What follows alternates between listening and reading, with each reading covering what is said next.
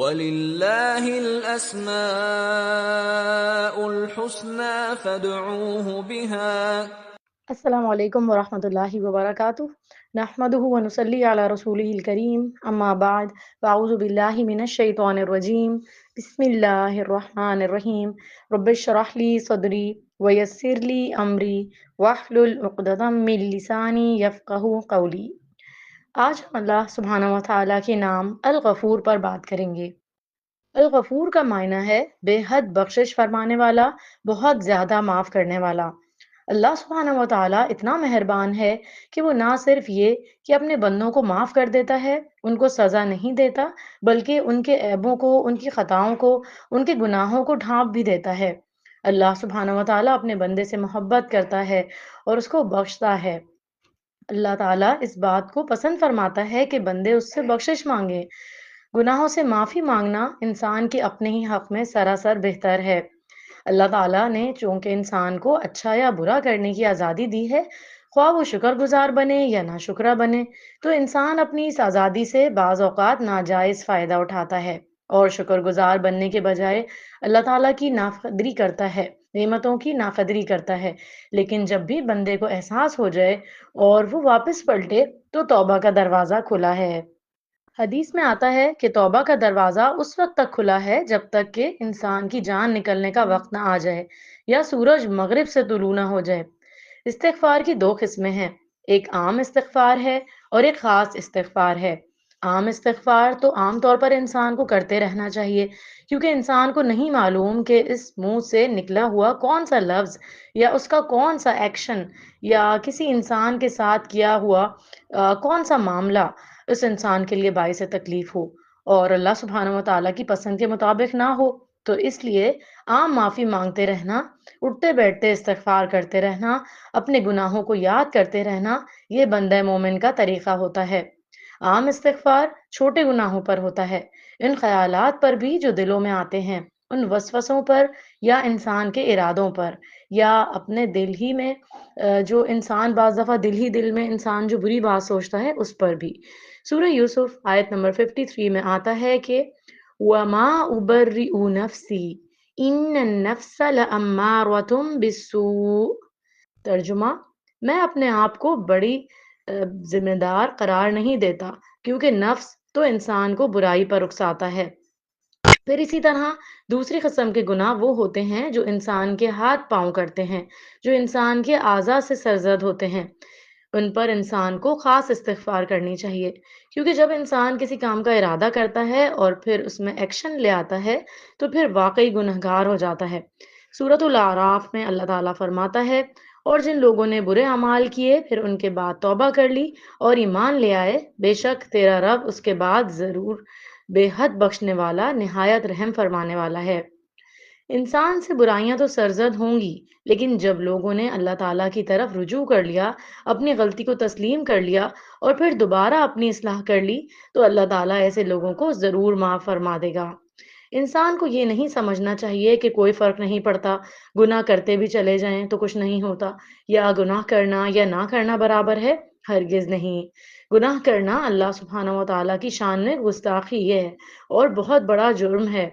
اگر انسان توبہ نہیں کرتا تو پھر اللہ تعالیٰ حق رکھتے ہیں کہ وہ بندے کو جیسی چاہے سزا دے اور چاہے تو معاف بھی فرما دے، کیونکہ وہ غفور الرحیم ہے۔ لیکن جب انسان سے غلطی ہو جائے اور احساس ہو جائے تو پھر لوٹنے میں دیر نہیں کرنی چاہیے۔ سورہ زمر آیت نمبر 53 میں ہے، قُلْ يَا عِبَادِيَ الَّذِينَ أَسْرَفُوا عَلَىٰ أَنفُسِهِمْ لَا تَقْنَطُوا مِن رَحْمَةِ اللَّهِ إِنَّ اللَّهَ يَغْفِرُ الذُّنُوبَ جَمِيعًا إِنَّهُ هُوَ الْغَفُورُ الرَّحِيمُ۔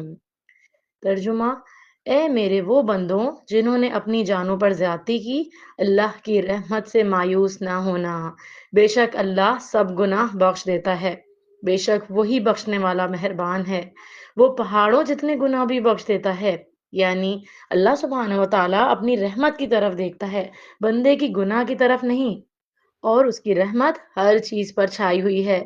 جو رب اتنا معاف فرمانے والا ہے تو اس کے حضور توبہ کرنے میں دیر نہیں کرنی چاہیے۔ نبی کریم صلی اللہ علیہ وسلم نے فرمایا کہ زنا کرنے والا جب زنا کرتا ہے تو وہ مومن نہیں ہوتا، چور جب چوری کرتا ہے تو وہ مومن نہیں ہوتا، شرابی جب شراب پیتا ہے تو وہ مومن نہیں رہتا، پھر اس کے بعد بھی توبہ کا دروازہ بہرحال کھلا ہوا ہے۔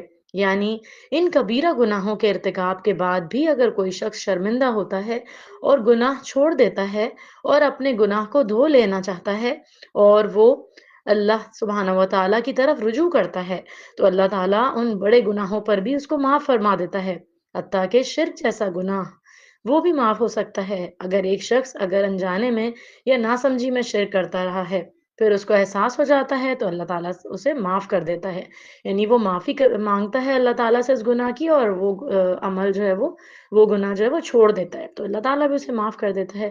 پھر اسی طرح قتل جیسا گناہ بھی معاف ہو جاتا ہے، جیسے 99 قتل کا مرتکب انسان جب وہ توبہ کرتا ہے تو اللہ سبحانہ و تعالیٰ اس کو بھی معاف کر دیتا ہے۔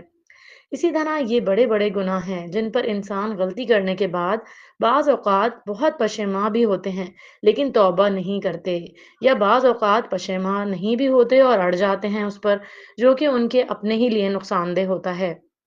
اسی طرح یہ ہے کہ کسی کی عزت پر حملہ کرنا بھی کوئی معمولی چیز نہیں ہے، کسی کو جان سے مار دینا تو غلط ہے ہی، لیکن کسی کی عزت کا قتل یہ بھی کچھ معمولی گناہ نہیں۔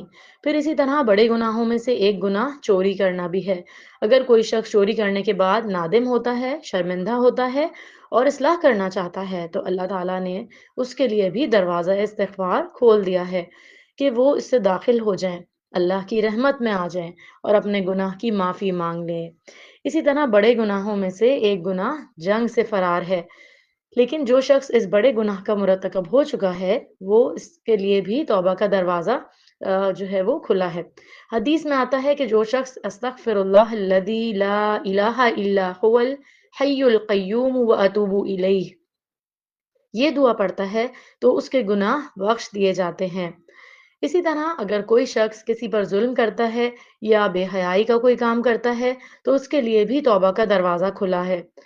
سورۃ النساء آیت نمبر 110 میں آتا ہے وَمَن يَعْمَلْ سُوءًا أَوْ يَظْلِمْ نَفْسَهُ ثُمَّ يَسْتَغْفِرِ اللَّهَ يَجِدِ اللَّهَ غَفُورًا رَحِيمًا، اور جو کوئی برا کام کرے یا اپنی جان پر ظلم کرے پھر اللہ سے مغفرت طلب کرے تو اللہ کو بخشنے والا مہربان پائے گا۔ نبی کریم صلی اللہ علیہ وسلم نے فرمایا کوئی بندہ ایسا نہیں جو گناہ کرے پھر اچھی طرح وضو کر کے 2 رکعتیں ادا کرے پھر استغفار کرے تو اللہ تعالیٰ اس کے گناہ معاف نہ کر دے۔ اس کو صلاۃ التوبہ بھی کہتے ہیں۔ پھر اسی طرح یہ ہے کہ بڑے گناہوں میں سے ایسے گناہ جن پر حد واجب ہو گئی ہو ان پر بھی اگر کوئی شخص اللہ سبحانہ و تعالیٰ سے رو کر معافی مانگ لیتا ہے اور پھر ان گناہوں کو چھوڑ کر نیک اعمال شروع کر دیتا ہے تو اللہ تعالیٰ اس کے حق میں بھی غفور الرحیم ہے۔ اس سے یہ پتہ چلتا ہے کہ بڑے سے بڑے گناہ توبہ سے معاف ہو جاتے ہیں۔ اب ہمیں یہ معلوم ہو گیا کہ ہمارا رب غفور الرحیم ہے تو ہماری کیا ذمہ داری بنتی ہے؟ سب سے پہلے ہمیں عام اور خاص استغفار کرتے رہنا چاہیے۔ اس کو جب نام اس کا اس طرح سے لیتے ہیں تو پھر اس کو استغفار کہتے ہیں، لیکن جب آپ پڑھیں گے تو پھر آپ استغفر اللہ، آپ پھر اس کو الف کو زبر کے ساتھ پڑھیں گے، حمزہ کو۔ دل کے خیالات تک پر بھی معافی مانگنی چاہیے، اور خصوصی گناہوں پر بھی جو انسان سے بڑے بڑے گناہ سرزد ہو جاتے ہیں ان پر بھی توبہ اور استغفار کرتے رہنا چاہیے۔ نبی کریم صلی اللہ علیہ وسلم دن میں 70 سے 100 بار استغفار کیا کرتے تھے، حالانکہ آپ صلی اللہ علیہ وسلم کے تمام گناہ معاف کر دیے گئے تھے۔ انسان سے کچھ نہ کچھ غلطی ہو جاتی ہے تو جو ہی غلطی ہو توبہ کرنے میں دیر نہ کریں، بغیر غلطی کے بھی توبہ کر لیں۔ بہت سے گناہ تو ایسے ہیں کہ جو ہم نادانستگی کے طور پر جو ہے وہ ہم کر رہے ہوتے ہیں، ہمیں پتہ ہی نہیں ہوتا کہ یہ گناہ ہے۔ اللہ رحم کرے ہمارے اوپر، کیونکہ زندگی کا کچھ پتہ نہیں کہ کب ختم ہو جائے اور کب آخری وقت آ جائے اور اچانک فرشتہ آ جائے، کیونکہ گناہوں کے اپنے اثرات بھی ہوتے ہیں۔ گناہوں کی وجہ سے رزق میں کمی بھی ہو جاتی ہے، گناہوں کی وجہ سے انسان طرح طرح کی بیماریوں میں بھی مبتلا ہو جاتا ہے، تو اس لیے ضروری ہے کہ گناہ کیا نہ جائے، اور یہ کہ جان بوجھ کر نہ کیا جائے، لیکن اگر گناہ ہو جائے تو فوراً معافی مانگی جائے، اس سے پہلے کہ اس گناہ کی بری فصل کاٹنے کا وقت آ جائے۔ بندوں کے گناہ اگر بڑے ہیں تو اللہ کی مغفرت اس سے بھی بڑی ہے۔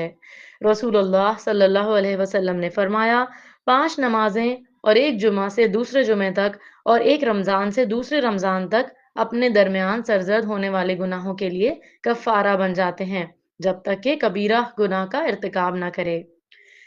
پھر یہ ہے کہ انسان کو بھی اپنے اندر دوسروں کو معاف کرنے کی صفت لانی چاہیے، کیونکہ جو دوسروں کو معاف کر دیتا ہے اللہ سبحانہ و تعالیٰ اس کی خطائیں معاف کر دیتا ہے۔ پھر اسی طرح یہ ہے کہ انسان بعض اوقات دوسروں کو تو معاف کر دیتا ہے، لیکن اپنے گھر والوں کو معاف نہیں کرتا، اپنے قریبی لوگوں کو معاف نہیں کرتا، اپنے رشتہ داروں کو معاف نہیں کرتا۔ گویا جن سے اس کی توقعات زیادہ ہوتی ہیں، ان سے اگر چھوٹی سی غلطی بھی ہو جائے تو اس کو بہت بڑا بنا لیا جاتا ہے، تو اس سے بھی بچنے کی ضرورت ہے۔ اللہ ہم سب کے لیے آسان کر دے معاف کرنا۔ انسان کی زندگی خوشگوار رہ نہیں سکتی جب تک کہ وہ دوسروں کی غلطیوں کو معاف نہیں کرتا رہے۔ پھر اسی طرح جو لوگ استغفار کی کثرت کرتے ہیں وہ دنیا میں بھی بہت بڑے فائدے اٹھاتے ہیں۔ استغفار اللہ کی رحمت پانے کا ذریعہ ہے۔ پھر اسی طرح استغفار قوت میں اضافے کا ذریعہ بھی ہے۔ پھر یہ کہ جو شخص استغفار کرتا ہے فرشتے بھی اس کے لیے استغفار کرتے ہیں۔ پھر اسی طرح برائیوں سے چھٹکارے کا ذریعہ ہے، بری عادتوں سے چھٹکارے کا ذریعہ ہے، کاموں میں رکاوٹ کو دور کرنے کا ذریعہ بھی استغفار ہے، جنت میں داخلے کا ذریعہ ہے۔ بہت بہت زیادہ استغفار کے فائدے ہیں۔ استغفار کی کچھ دعائیں یہ ہیں جن کو پڑھنے سے انسان کی بخشش ہوتی ہے۔ ربی انی ظلمت نفسی فاغفر لی، اے میرے رب میں نے اپنی جان پر زیادتی کی تو تو مجھے بخش دے۔ رب اغفر وارحم وانت خیر الراحمین، اے میرے رب بخش دے اور رحم فرما، تو رحم کرنے والوں میں سب سے بہتر ہے۔ پھر سید الاستغفار جو کہ تمام گناہوں کی معافی کا ذریعہ ہے، اور خصوصی استغفار ان کے لیے جو دنیا سے جا چکے ہوں، جو اپنے لیے خود استغفار اب نہیں کر سکتے، ان کو بھی یاد رکھیں۔ مردوں کے لیے زندوں کی طرف سے تحفہ استغفار کا تحفہ ہے، اور ہر نماز کے بعد اپنے لیے، والدین کے لیے دعا ضرور کی جائے۔ اللہ تعالی ہمیں عمل کی توفیق عطا فرمائے اور ہم سب کے گناہوں کو معاف فرما دے۔ آمین یا رب العالمین۔ وآخر دعوانا عن الحمد للہ رب العالمین۔ سبحانک اللہم و بحمدک، اشہد ان لا الہ الا انت، استغفرک و اتوب الیک۔ السلام علیکم ورحمۃ اللہ وبرکاتہ۔